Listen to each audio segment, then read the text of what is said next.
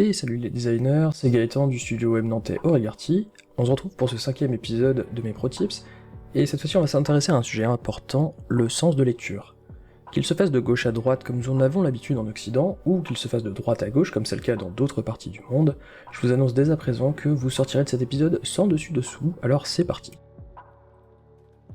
En 2006, le Nielsen Norman Group publiait une étude intitulée « Le modèle en F » pour la lecture de contenu web.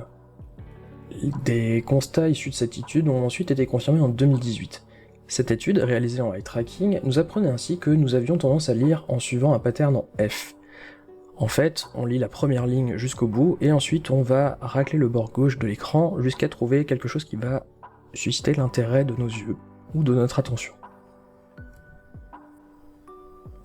2 ans plus tard, et toujours grâce au Nielsen Norman Group, et toujours grâce à une étude réalisée en eye tracking, on apprend ainsi que moins de 20% du contenu textuel est réellement lu sur internet.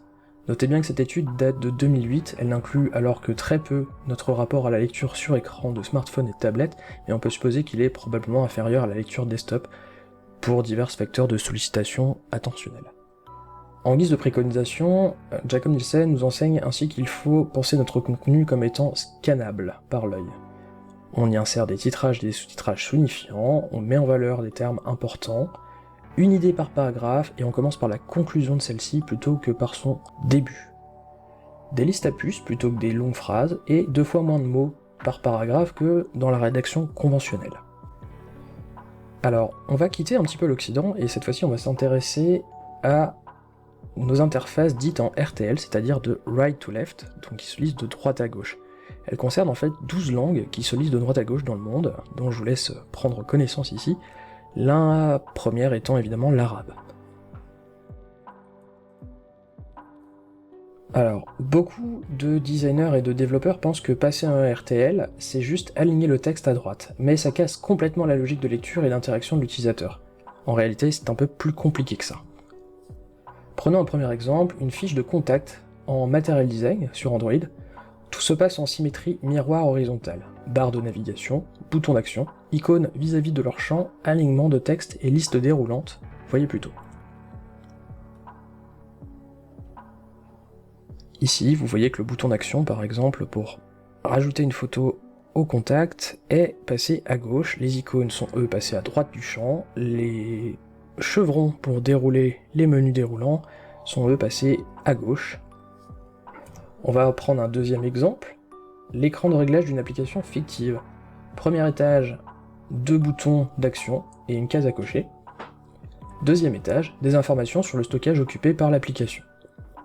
On passe en RTL. Le bouton retour pointe vers la droite. Alors je vous avoue que ça c'est pas hyper intuitif pour nous. Le texte est bien sûr aligné à droite. Les boutons principaux et secondaires sont mis en miroir pour correspondre au sens de lecture. La case à cocher apparaît à droite du texte. Les icônes, qui ne communiquent pas le sens de lecture, ne sont pas modifiées. Le placement des unités peut varier selon les langues. Et enfin, les barres de progression se remplissent dans le même sens que le contenu est lu, c'est-à-dire ici de droite à gauche.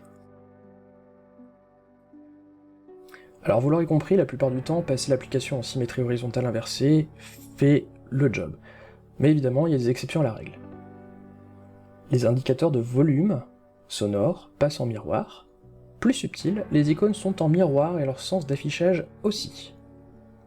Alors là, c'est un peu plus tordu pour nous par contre, l'icône d'actualisation, indiquant le temps qui avance, le sens est horaire, pas en miroir. Et l'icône d'historique pointe vers l'arrière dans le temps, le sens est inverse des aiguilles d'une montre, l'icône n'est pas inversée.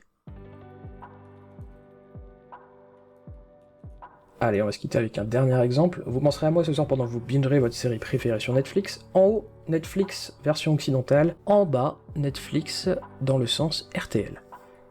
Ce qui reste commun aux deux, en revanche, c'est le player vidéo qui, lui, doit toujours être lu en sens de gauche à droite. Maintenant que ce Pro Tips vous a bien mis la tête à l'envers, je vous invite, si le contenu vous a plu, à y réagir, le commenter, le partager sur les réseaux. Allez, comme d'habitude, je termine en vous rappelant que l'enquête pour construire la formation ultime en UI UX et sur Figma est toujours en cours. L'enquête vous prend 15 minutes, et si vous laissez votre email à la fin, pour être averti de la sortie de la formation, vous bénéficierez de 5% sur votre première commande. Je vous laisse, et je vous retrouve dans un prochain épisode des Pro Tips. Ciao!